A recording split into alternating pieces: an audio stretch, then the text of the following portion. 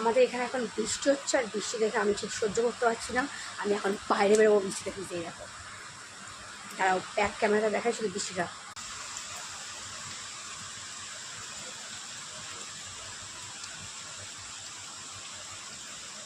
দেখলে বৃষ্টি হচ্ছে কেমন? অ্যাকচুয়ালি বৃষ্টি দেখলে না আমি ঠিক সহ্য করতে পারি না। আমি এখন বাইরে বেরোবো, একটু ভিজবো, ভিজে তারপর ঘরে আসবো। মানে বৃষ্টি দেখা জামা কাপড় অনেক কেচেছিলাম জানো, সেগুলো সব এখন ঘরে তুলে রাখলাম।